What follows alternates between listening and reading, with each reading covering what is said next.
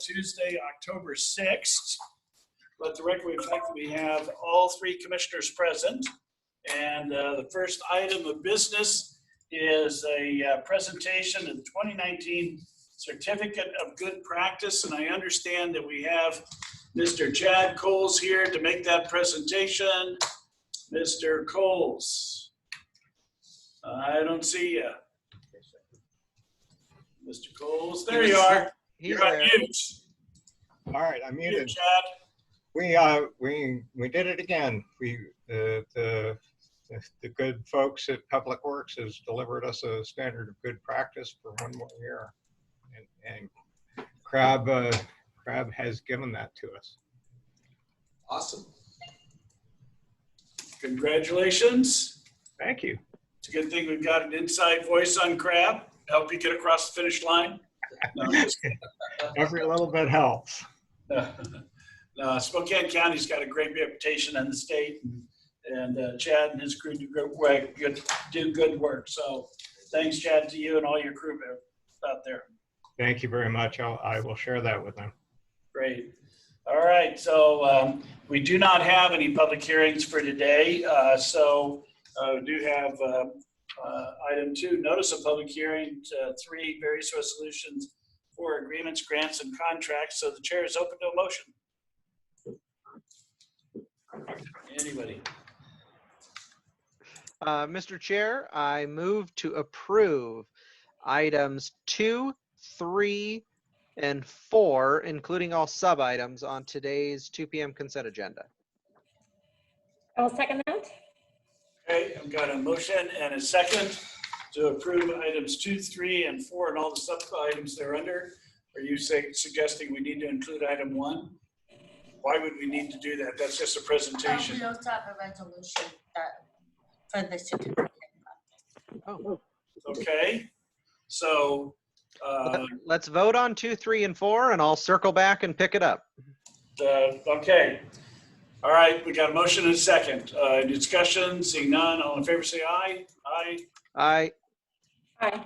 Aye, let the record reflect that motion passed unanimously. Then Mr. Kearns. Mr. Chair, I move to approve item 1, are the presentation of the 2019 Certificate of Good Practice and any resolutions that we have related to that item. I will second that. Okay, I've got a motion and a second. Any discussion? Seeing none, all in favor say aye. Aye. Aye. Aye. The record reflect the motion passed unanimously. Thank you very much. Then we, in miscellaneous matters, Mr. Gimmel has received a request from Scott Simmons over at the city as it relates to 55 mission and Cannon capital funding need. Mr. Gimmel. Thank you. I got actually, it was from Tanya Wallace and Mr. Simmons. We have ran into the city is trying to get 55 mission and Cannon facilities up to what they need to be for not only the use that they're currently in, but for the transitional uses in the future. Have run into a number of unanticipated project inflators, I guess, for lack of a better term. Mary and I met with the regional group that that oversees these sort of things. Mary, I don't want to put words into Commissioner Cuny's mouth, but she was fairly animate about we need a better communication process, that some of these projects, if we're going to truly stay regional, we need to do a better job of informing each other of some of these unanticipated issues that come up. I think that we are on a good path forward for these types of projects. I think that all the partners, including our friends in the City of the Valley and our friends at the City of Spokane, realize that we can do a better job and that we will do a better job. That being said, I emailed Josh, I hope you got it. I emailed you the cost out on the projects, and to just wrap this thing up, they basically came out to be I have it right in front of me, $1.5 million above what was originally estimated. They ran into some architectural issues, well as some plumbing issues. The city of Spokane has said we will put up $750,000 of our CARES money to try to meet the delta. And the ask today of us as their regional partner is to fund $897,121 additional CARE dollars to make up the delta. I have Arian, who's part of our group. Did I miss anything, Arian or Mary, that I should add to the ask? I think I'll just add that, I brought this up last week under miscellaneous when we knew, as soon as I knew and I could bring it up, I brought it to your attention and we asked for more detail. I certainly expressed I will just say my displeasure with finding out the way we found out. Yes. And I guess the other thing is that this doesn't, at 55 Mission, doesn't complete it for the bridge purpose. So there'll be additional need there, which we need to figure out what that architectural, who's going to really look at that now that Salvation Army is there operating, as to what that really is. So a little, I expressed my frustration that, when they came to the board the last time that I had asked about, all those things. I think there, as we got the presentation last time, Jerry, there's, I would say the disconnect is that it's, and I'm not trying to throw anyone under the bus or any of that, so I'm just going to preface by that, but I think there was a disconnect with city staff in that they thought they were still kind of functioning as the safe sheltering EOC. Yes. They were part of that committee that did that, and they now understand they are not acting on behalf of the EOC, and need to be talking to funders before they give any kind of notice to proceed. So I don't know, is that a nice way of putting it, Jerry? No, I think that was very well said. I think the transition between functioning under the EOC and the realization that they're not, and they're now functioning under this regional group, was not a very clean handoff. And again, like you said, Mary, not throwing anybody in the bus, it wasn't. But the opportunity now is that they know, and that we'll get clear lines of demarcation now before they proceed on any of these projects, and I think that's a positive. So, Arian, did I state the amounts correctly? I believe that is correct on all accounts, and I think it was a good clarification that this is to remedy gaps for emergency shelter use. And as Commissioner Cuny said, the enhancements needed to proceed on bridge housing will be a separate assessment. But I think all of what you said was accurate on both accounts. Right. Okay, so is there any additional information we need on this, or are we ready to move forward with it? Not seeing any requests for any additional information. Chair's open to a motion. Mr. Chair, I move to approve, let me pull the number back up here. Mr. Chair, move to approve and authorize the expenditures of up to an additional, we'll say $900,000 of CARES funds to facilitate the construction to cover the construction overruns of the Mission Shelter and Cannon Shelter, as presented by Jerry Gimmel. I will second that. Got a motion and a second. Any discussions? Seeing none, all in favor say aye. Aye. Aye. Record reflect the motion passed unanimously. Thank you. And then we've got two executive session items that we'll move into. Before we do that, though, We've got before we do that, on the Castell swap out at Airway Heights, it's now come to my attention that the absence of housing on the West Plains has now become critical for Fairchild in the Forward Fairchild meeting last week. It was one of the shortcomings of the community that was listed by the new base commander. And so the applicant has submitted all of the documentation necessary to move this forward in this year's cycle, as opposed to postponing it until next year's cycle. But Mr. Peterson needs us to take a motion that says that we are going to move this, we're going to expedite this to move it into this year's cycle by declaring it as an emergency. And that way they can, Airway Heights and Castell can move forward with this project. So assuming that we're okay with the project moving forward, then I'm looking for a motion to move it forward as an emergency addition to this year's cycle, if you are so motivated to do so. So just clarification. Yes. So isn't it already in? I thought it was already going to be part of the steering. We've already taken an action to put it into the review cycle, but it's because it wasn't submitted in March of this year.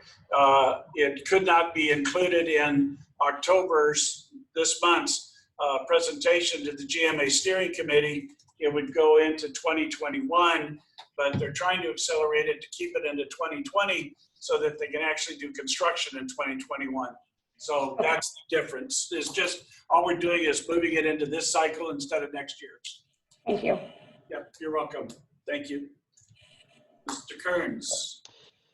Yeah, no, I'm comfortable making a motion. I just want to, is there a number associated with this amendment? I just, can somebody state the motion, just because I want to make sure I don't get the motion wrong to where it doesn't do what we need it to do.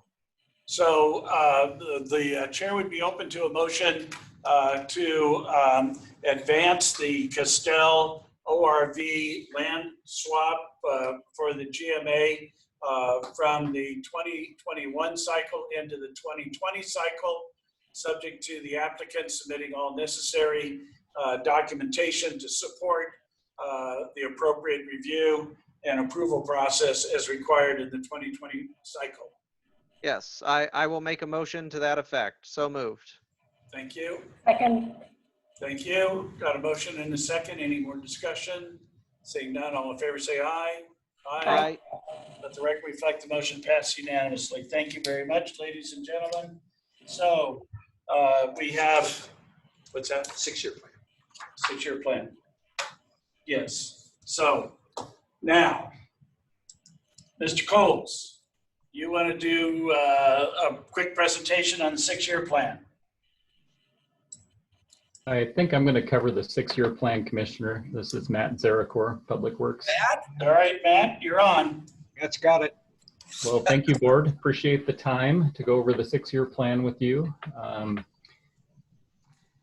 Has everybody had a copy of that, I hope? We're going to hit it at a pretty high level. Okay, next slide, please. So this is the, by category, how much we're spending. These are construction dollars for the 6-year or the 2021 plan. You can see we have almost 15 million in urban roadway, 8.6 in rural. We have one pathway project. We have a number of traffic safety projects that include a curve signing, stop signing, and guardrail projects. And then we have several bridge projects. One, the Fritiger Bridge is being replaced. That's up north of Elk. And we have the Waikiki Road Bridge Deck Rehab. And we have the Forker Culvert that are being done this year. And then we also have some stormwater projects that we applied for grants for. We'll know more soon on that. So the total program you can see is $30 million. Of that, it's approximately $7 million in county funds. So we're a little better than a 4-to-1 with our leveraging on our county dollars. So that's good, better than usual even. Next slide. And there you can see the bigger projects, the Bigelow Forker project number 3, and that's the one west of Argonne Road over to Wiley, and that's almost $6 million. And then obviously we already have Geiger phase 2 out and it's underway, but the total cost estimate on that is 3.5, and that runs from from the phase 1 project over to Grove Road. And then we have a number of reconstruction projects. We have Chatteroy, Columbia, and Belterre. And those are county funds. Those were deferred from last year. Those were projects that when we had the uncertainty in funding from COVID, we decided to push 1 year, but we're excited to get them done this year. They need done badly. So those are total cost of $2.4 million for those 3 reconstruction and preservation projects. And next slide. And that's what we have. Happy to answer any questions you might have. Any questions for Matt? Or Matt, I have a question with Columbia. So if that construction is done next year, I know there was a plan to kind of incorporate that and do that along with a drainage project as well. Are those going to be able to be done in conjunction? It's unlikely at this point. This is going to be a preservation project because, as you know, and I have heard from the residents out there, it's long overdue. Mm-hmm. We would have loved to do that, but due to the GMA issues, we've had a lot of our stormwater funding not come through. Okay. So we're hopeful to get that in the not too distant future, but they don't line up close enough. And I don't think we want to wait. The residents have been very patient out there. Yeah. Okay. Thank you. Mm-hmm. So this will be on our agenda for next week for approval and stuff. So if you have any questions or anything, feel free to reach out to Matt or Chad between next week. Commissioner, if we could bring up the presentation, I had a couple more items that that was going to be on the agenda next week that I wanted to share with the board. You bet. Thank you. No more items? Got to go back. All right. Well, you don't get to hear about anything then. Let me do that from memory if I can figure out. Loaded somewhere else. Yeah, probably. Did you send another document, Chad? I'm sorry? Did you send another document? You know, Shane had sent it over. Let me just briefly touch on it as I go through. We have the equipment rental rates. On Chad. And I'm sorry? You can share your screen if you want. All right, I can do that. How do I do that? Oh, I have to be on Zoom, right? You're on Zoom. All right, share screen. Whoops, there it is. You're making me feel a lot better about myself right now, Chad. Yeah, that was never my intent, Jerry. I know it's never your intention. So here's the equipment rental rates that are coming up. We're responsible to modify these every year to keep pace with their expenditures on equipment. And so we've got that in there. If there's any questions, hopefully I'll make sure that the board gets a copy of this presentation so that if you have any questions, you can share those with me. At the bottom of this, you can also see that we modify our markups for the work we do in our revolving fund and also for our inventory and signs and signals.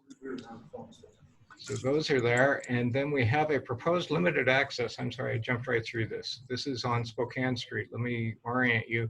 This is the Cheney exit off of I-90, heading south on 904. Spokane Street's directly to the east. It's almost a frontage road. It is a frontage road to the highway. And this is a limited access to facilitate the STA's revision out there to provide a bus stop in this vicinity. So really what we're proposing to limit the access on is this one block right there between First Avenue and 2nd Avenue. So there's been quite a bit of outreach from STA to the folks out there. It's providing better access to transit along that route. Very low usage along that road.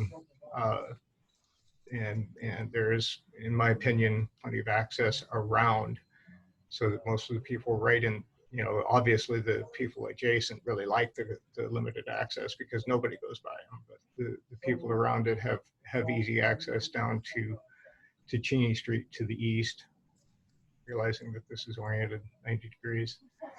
So that's going to come up next week. I haven't heard any comment from folks out there. It's been posted, so I've got nothing to report on that. So if you have any questions on that, I'd love to hear them. Questions for That's it. Chad? So Chad, I'm assuming that in the Geiger project list is the roundabout meter project for out there at the Medical Lake interchange? On the 6-year program? Yeah. Yes, it is. It's in the program. It's not that item that Matt talked about didn't include those dollars. It's a separate project, but it is in there. And I've got, I need to respond to you on the timing of that. I'm reaching out to WSDOT to see if they want to shepherd that project. They seem to indicate that they had some interest in doing that. Okay. Thank you. You're Any welcome. other questions for Chad or Matt? Very good. Thank All you. right. Thank you. So is Tim coming over or not? No, he is not. So are you going to do that or? No, I'm not. We don't have that. We've only take that executive session off the table. Okay, so now we only have one executive session. Now we're item talking. then. All right, man, we're knocking them down. We are. So we have one executive session for pending or potential litigation. It will take approximately 15 minutes, and present will be our senior management team and Mark McLean, attorney, and then once we, oh wait a minute, we've got to continue the meeting Till 3:30. So 4 o'clock. Did Jim say 4 o'clock on Thursday? either way, 3:30, 4 o'clock. Okay. Let's just do 4 o'clock to make it simple. So so after we are done with the executive session, we will continue this meeting to 4 o'clock on Thursday afternoon. It'll be a Zoom meeting, probably take about 5 minutes. But there's a piece of action that'll potentially have to be taken care of on Thursday afternoon. So we'll go into executive session for the purposes of pending potential litigation for 15 minutes. And after that, we'll be adjourned for today. Okay? Get us signed off. Close the door.